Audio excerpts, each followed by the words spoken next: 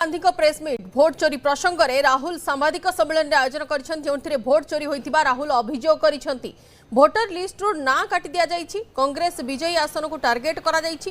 कर्नाटक आलंद विधानसभा उदाहरण देइछंती राहुल गांधी। तो हमारी डिमांड है ज्ञानेश कुमार जी, आप अपना काम कीजिए। आपने ओथ लिया है, आप हिंदुस्तान के चीफ इलेक्शन कमिश्नर हैं।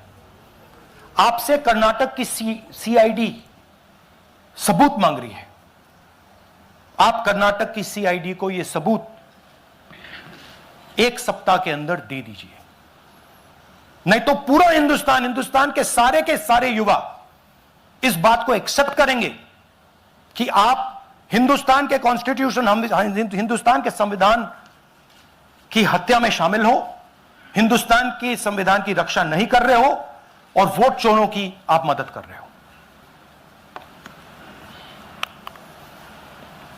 Thank you. और थोड़ी देर में हम आपको हाइड्रोजन बॉम्ब दिखाने जा रहे हैं। नहीं, आज नहीं, थोड़ी देर में उसकी प्रिपरेशन चल रही है। क्योंकि हम देखिए, मैंने टीम से कहा है कि अगर मैं स्टेज पे जा रहा हूं, ब्लैक एंड व्हाइट प्रूफ नहीं होगा, मैं नहीं जाऊंगा। अगर ब्लैक एंड व्हाइट प्रूफ होगा जो कोई मतलब उसको निगेट नहीं कर सकता, मैं जाऊंगा।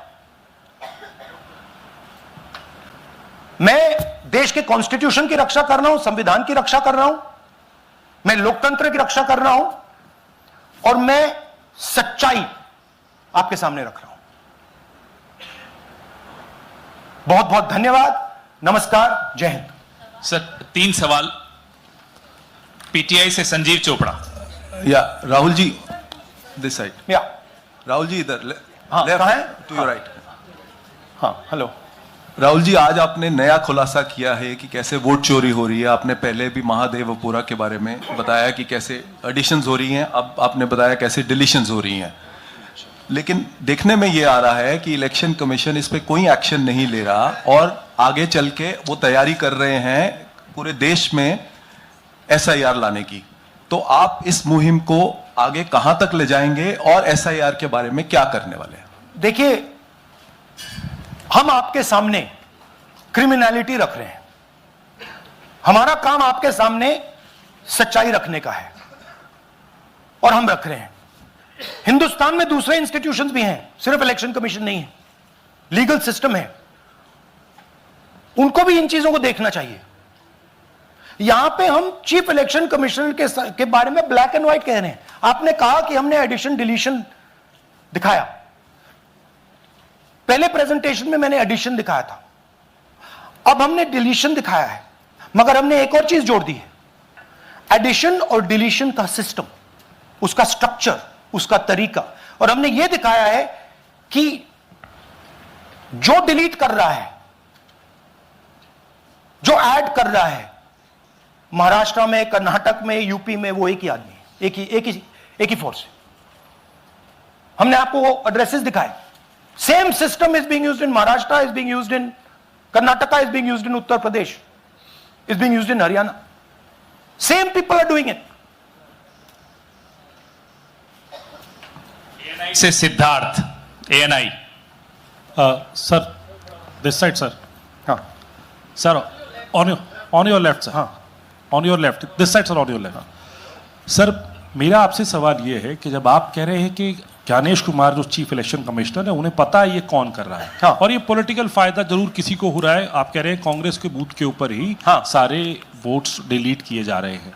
तो वो कौन लोग आपके हिसाब से हैं जिनको ये फायदा पहुंच रहा है, पहला? और दूसरा ये, वो आपने 1 हफ्ते का समय दिया है, जब आपने 1 हफ्ते का समय दिया है, तो क्या 1 हफ्ते बाद आप इसको आगे कैसे इनिशिएट करेंगे? क्या आप लोग कोर्ट का रास्ता अपनाएंगे या और कोई हायर एजेंसी से इस बात की डिमांड करेंगे? क्योंकि ये ऑर्गेनाइज्ड तरीके से क्राइम दिखाई दे रहा है जो आप बता रहे हैं, अगर आपकी बात के ऊपर जाएं। देखिए, फ्रैंकली ये जो मैं यहां कर रहा हूं, ये मेरा काम नहीं है। मेरा काम डेमोक्रेटिक सिस्टम में पार्टिसिपेट करने का है।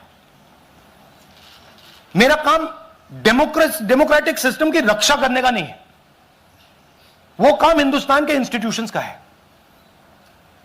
वो काम वो नहीं करने हैं, इसलिए मैं कर रहा हूं।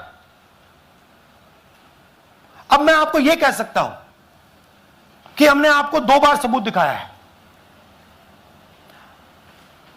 और जब हम ये प्रेजेंटेशंस खत्म करेंगे, इसमें लगेंगे 2-3 महीने, जब हम ये खत्म करेंगे